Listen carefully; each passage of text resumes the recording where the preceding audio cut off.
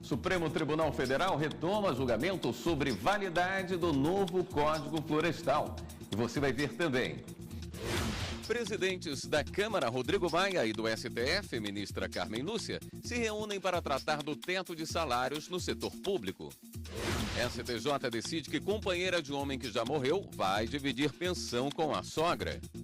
Quem está inscrito na dívida ativa da União pode usar imóvel para quitar o débito. E veja como a constelação familiar tem ajudado a resolver conflitos que chegam ao judiciário.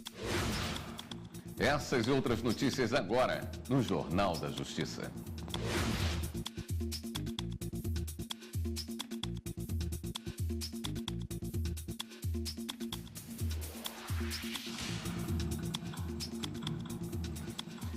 Olá, boa noite.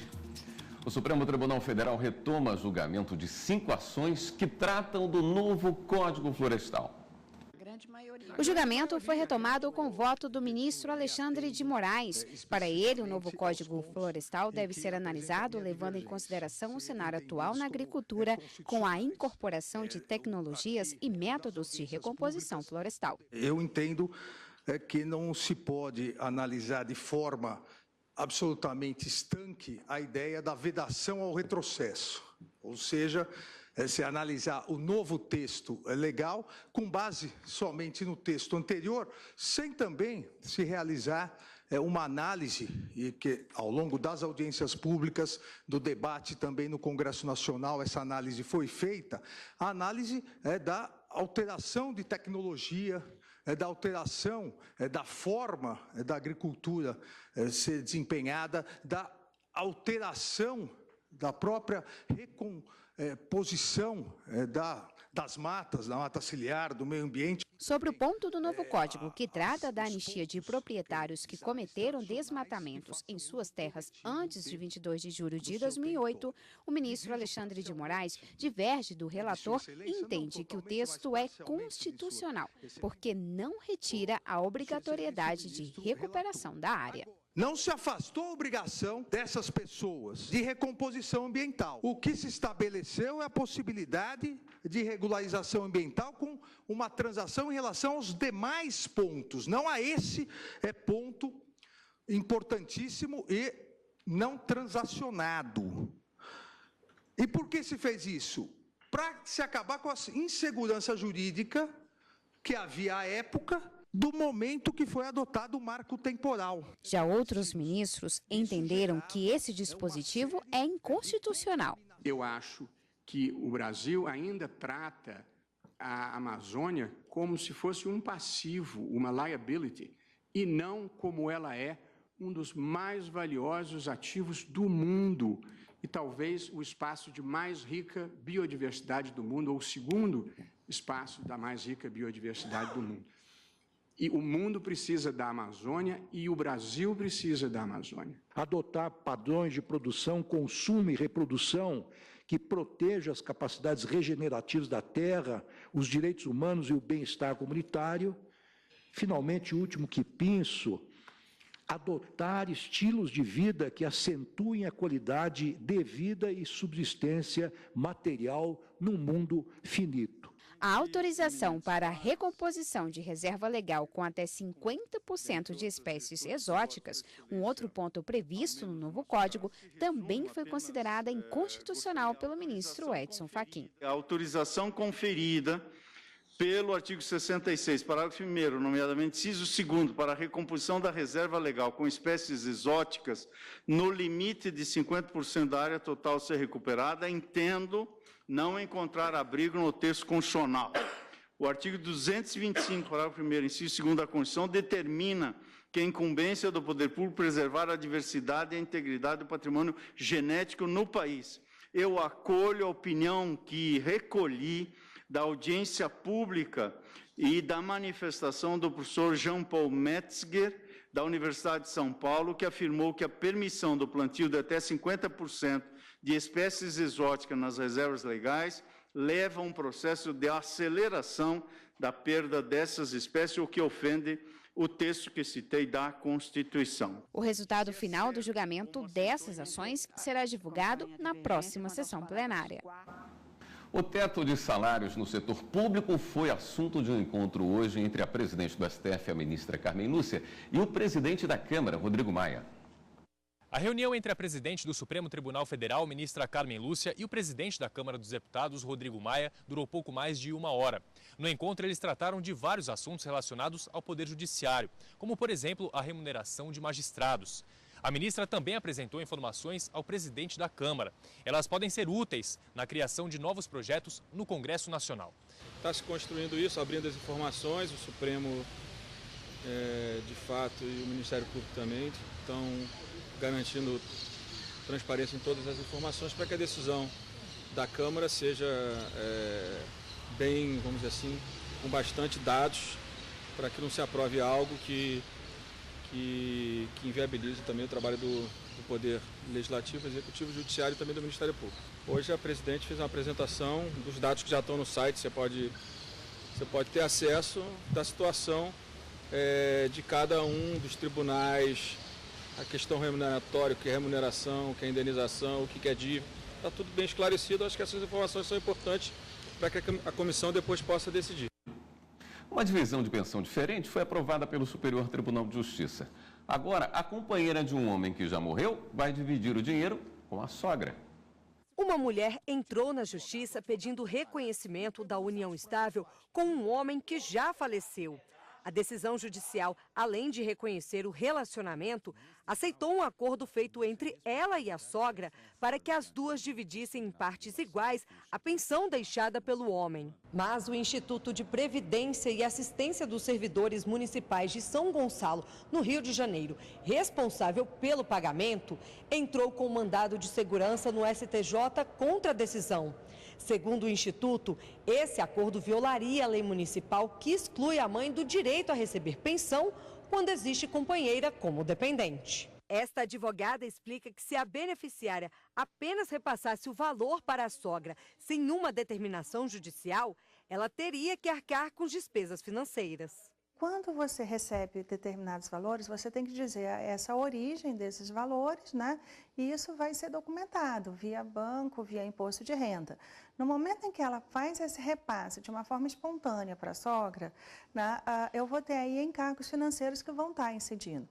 Se você pensar, um TED ou um DOC vai estar ocorrendo nessa transação. Então, isso aí é o mínimo. Sem contar aquele desgaste de todo mês, ou faz o agendamento, ou tem que ir na agência. Para a maioria dos ministros da segunda turma do STJ, o desconto que foi autorizado por acordo entre as partes é possível, mas sem a natureza de pensionamento.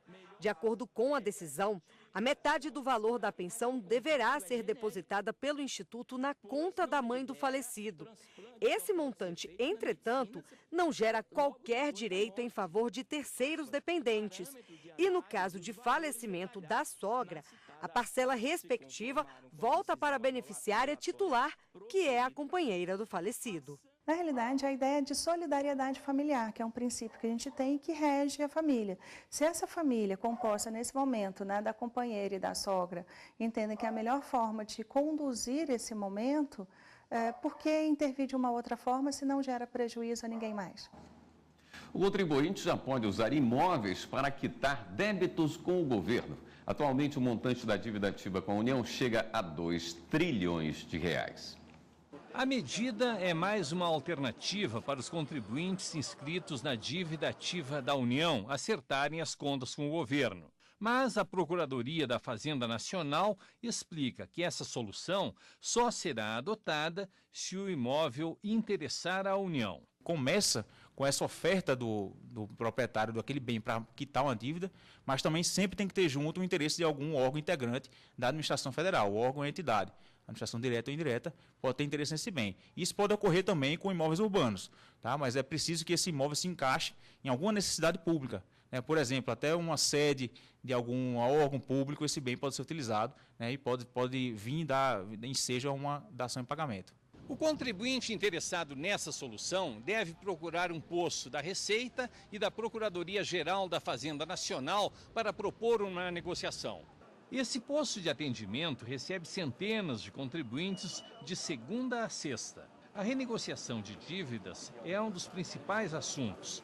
Esse pequeno empresário reclama das condições oferecidas. Sai um benefício aí para as grandes empresas, né? E para as empresas de pequeno porte, no caso a minha, né? Não teve o benefício que os grandes tiveram, né? Que é a redução de juros em multa, né? E é uma coisa que eu fico até triste, né? Por que os grandes têm o benefício e os pequenos, que é o que sustenta o Brasil todo, não têm esse benefício, né? A Polícia Federal cumpriu mandados da Justiça para desarticular um grupo criminoso especializado em fraudes no seguro-desemprego. Foram cumpridos 19 mandados de prisão e 27 de busca e apreensão nas cidades de Redenção e Conceição do Araguaia, no Pará, e São Luís e São José de Ribamar, no Maranhão. Durante as investigações foram identificados 4 grupos criminosos. Os investigados responderão por estelionato qualificado, inserção de dados falsos em sistemas de informações e associação criminosa, com penas que podem ultrapassar 20 anos de prisão. E você vai ver no próximo bloco do Jornal da Justiça. STJ decide que advogado não tem direito à sala de Estado Maior na execução provisória da pena. A gente volta já já.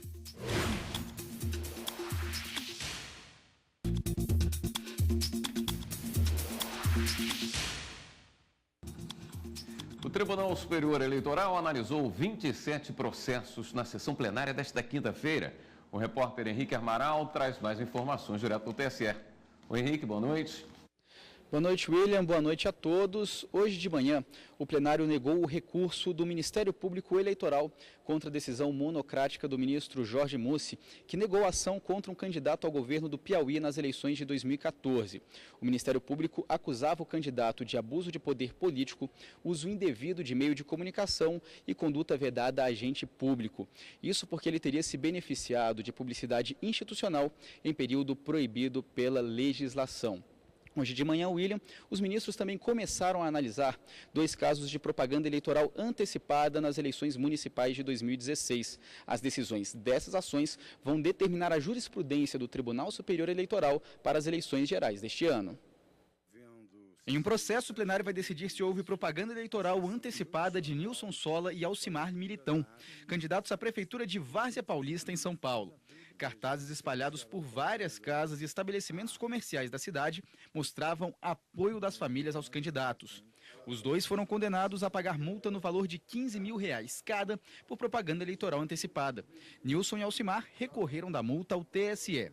Ao analisar o caso, o presidente do tribunal, o ministro Luiz Fux, ressaltou que a propaganda antecipada não é configurada quando não há pedido explícito de voto, menção a uma pretensa candidatura ou exaltação das qualidades do candidato. Os novos, por exemplo, que surgem no cenário político, eles também podem aparecer de alguma maneira, participar de programas e etc.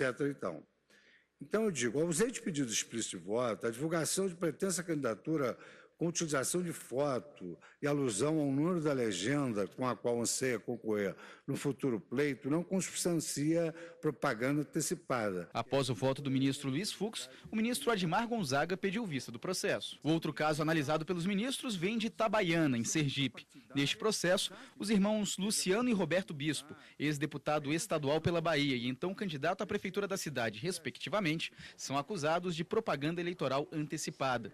Isso por causa de uma música divulgada por WhatsApp antes da campanha eleitoral de 2016.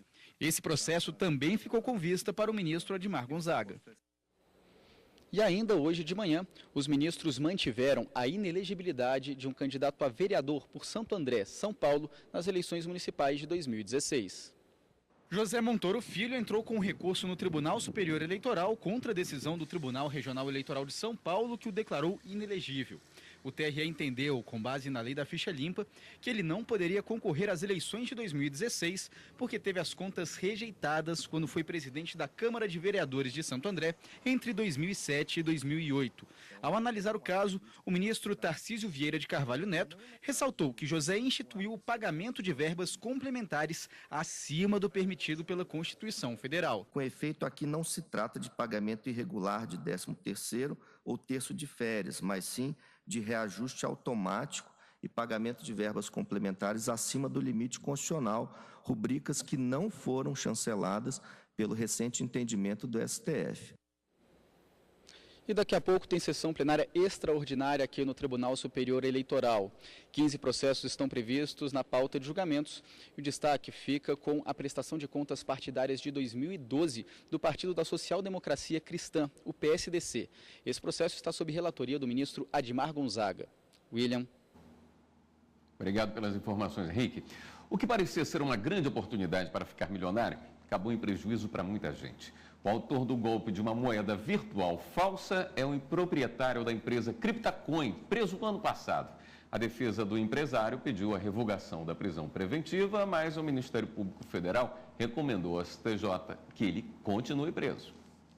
Um golpe nacional com 40 mil vítimas e prejuízo de 250 milhões de reais. Todo esse dinheiro foi para a empresa Cryptacoin, que gerenciava uma moeda virtual falsa. O sócio proprietário responde por vários crimes contra a economia popular: lavagem de dinheiro, organização criminosa e estelionato. O Ministério Público Federal defendeu que ele continue na prisão.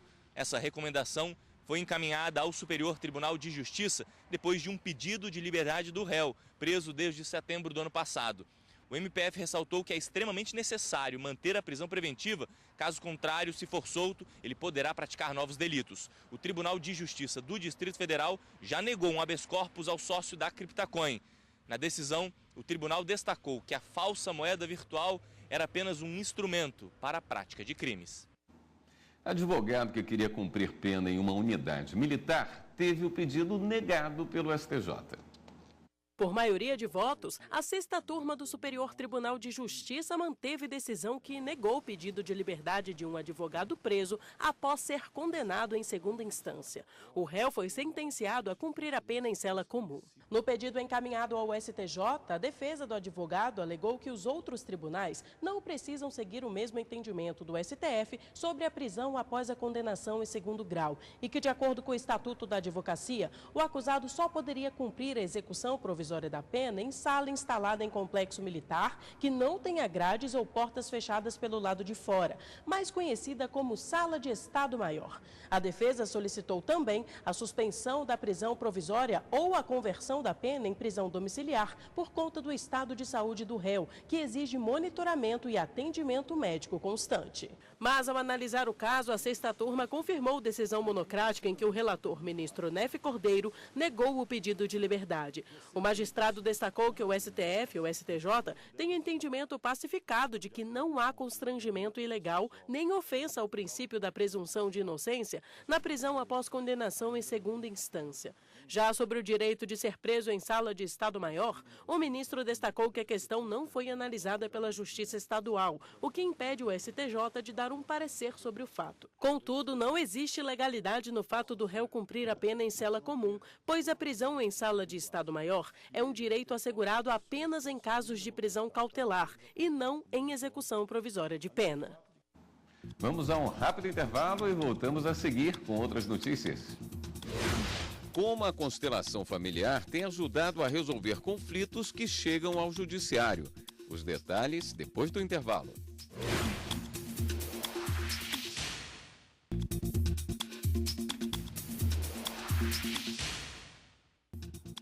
A segunda instância da Justiça Federal em Brasília determinou a liberação de um notebook que havia sido apreendido pela Receita Federal com um passageiro no aeroporto. O entendimento foi de que se trata de bagagem de uso pessoal. Wesley está sempre antenado nas novas tecnologias e, quando viaja para o exterior, traz algum equipamento que usa no dia a dia. Em uma das ocasiões, comprou um notebook, mas no aeroporto foi questionado pela Receita. Eles pegaram o notebook e verificaram o preço dele, né, e taxaram ele. Mas excedia pouca coisa do que era, né, do preço mesmo, os $500. O total, né, das compras excedia pouca coisa, então eu paguei na hora também. O notebook era de uso pessoal e é uma ferramenta de trabalho excelente aqui, mas infelizmente chega para a gente muito caro e com tecnologia defasada. Muitas pessoas passam pela mesma situação. Uma mulher teve o notebook apreendido pela Receita Federal na área de embarque do aeroporto de Foz do Iguaçu. A passageira, que vive na Bahia, entrou com uma ação na Justiça Federal do Estado para garantir o equipamento de volta e já em primeira instância foi determinada a liberação da mercadoria. A União recorreu ao TRF1, mas a 7ª turma manteve a sentença. Ressaltou que o notebook é bagagem de uso pessoal, portanto não pode ser apreendido. O colegiado levou em consideração o Decreto 6.759 de 2009. Este advogado explica que um dos artigos trata do conceito tributário de bagagem. Quando é que esses impostos podem ser cobrados? Quando os produtos que são trazidos do exterior não se enquadram na característica que a lei coloca como bagagem de uso pessoal. Se a bagagem é de uso pessoal, ela pode ser uma bagagem de itens que já foram levados do Brasil e retornaram para o Brasil, obviamente não há tributação, ou itens que foram comprados no exterior, itens novos. A 7ª turma destacou que também se enquadram como bens de caráter pessoal do viajante uma máquina fotográfica, um celular e um relógio de pulso, por exemplo. E para o Wesley, o descumprimento desta regra é um retrocesso. A gente fica refém, né? Então, isso parece coisa de país subdesenvolvido mesmo, sabe? Eu sou contra, não gosto, eu acho que a gente poderia ter uma maior abertura desse mercado. Você já ouviu falar em constelação familiar? Tem nada a ver com astronomia. É uma técnica psicoterapêutica que tem sido usada pela Justiça para resolver conflitos de famílias antes das audiências de mediação. E como trouxe muitos resultados positivos, a terapia começou a ser adotada pelo Judiciário em outras situações de conflitos. Os bons resultados estão consolidando a constelação familiar como uma ferramenta de mediação do Poder Judiciário, não só para questões de família, mas também para conflitos entre empresas e funcionários e até mesmo para pessoas que estão endividadas. A constelação familiar, ela tem 3 princípios: o do equilíbrio, onde os dois dentro do casal, eles são responsáveis 50% cada um por aquilo fazer dar certo. Assim como eles são responsáveis 50% por aqueles filhos. Também tem a ordem que os pais vêm antes dos filhos e os avós vêm antes dos pais. E também tem o princípio da inclusão, que todos pertencem. Então, aquele filho tido fora do casamento, ele pertence. Aquela ex-mulher pertence. Aquela outra segunda família também pertence. A partir desses princípios, as pessoas veem as coisas com menos julgamento, porque não há, dentro da constelação, julgamento de quem está certo ou quem está errado. Então as pessoas começam a se desprender desses preconceitos e começam a se abrir para novas vertentes de solução dentro daquele conflito. A constelação familiar sistêmica é uma técnica psicoterapêutica criada pelo psicólogo alemão Bert Hellinger nos anos 70. O método identifica a origem de problemas que geralmente são passados de geração para geração nas famílias.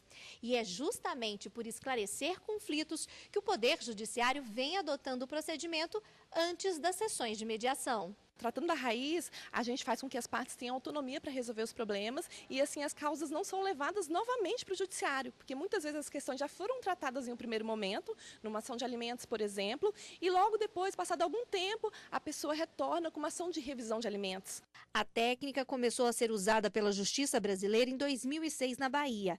Hoje, pelo menos 11 estados e o Distrito Federal têm núcleos especializados. Com uma média de 70% de resultados positivos, o uso da psicoterapia foi normatizado pelo Conselho Nacional de Justiça em 2010. O uso da constelação familiar na justiça brasileira segue a tendência de outros países. A Argentina foi o primeiro país a usar o método para solucionar casos na justiça. Os estudos de integração das ciências começaram com Cristina. Ela, que é advogada e psicóloga, conta que usou a técnica para resolver uma situação pessoal com os filhos adotivos. Depois, passou a usar com clientes. Agora, ela viaja pelo mundo e ministra palestras, principalmente para estudantes de direito. Para mí fue fundamental conocer la técnica de Bert Hellinger para poder resolver conflictos. Los conflictos comienzan cuando cada persona dice que tiene razón y que el otro no. Entonces, gracias a esta filosofía para la vida, puedo lograr que las partes se encuentren, se reconozcan y vean cuál es su responsabilidad en el conflicto y lo puedan solucionar. O Jornal da Justiça fica por aqui. Uma boa noite para você e continue aqui na TV Justiça.